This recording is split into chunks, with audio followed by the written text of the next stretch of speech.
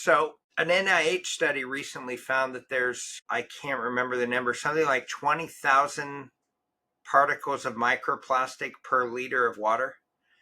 Um, yeah, yeah, it's huge. It's an enormous amount of microplastics. So you're getting microplastics in most drinking water sources these days, but bottled water would be the way you get them the most.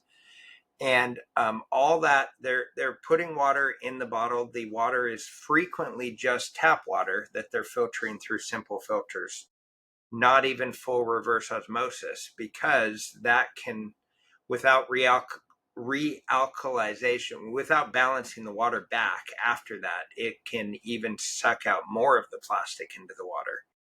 So it just becomes this balance problem that costs money to make the water really, really, really good.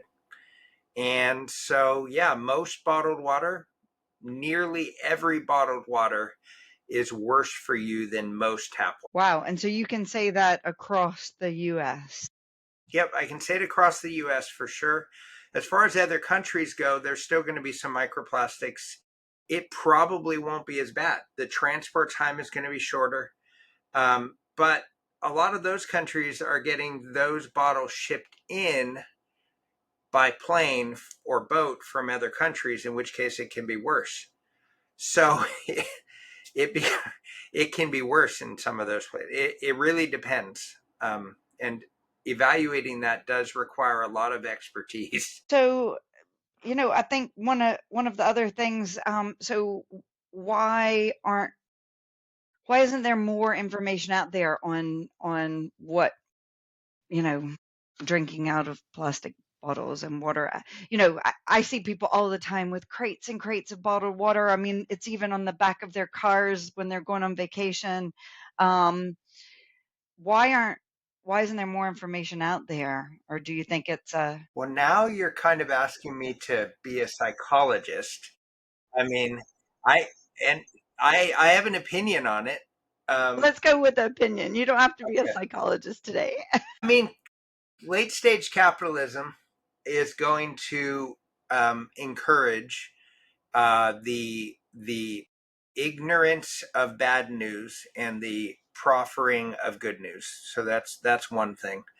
Um, there's going to be data limitations there, like, and I mean access to data, limitations on access to data there. The data is out there if people want to find it, which then leads to the next part of the equation, in my opinion, which is that it's the ostrich effect.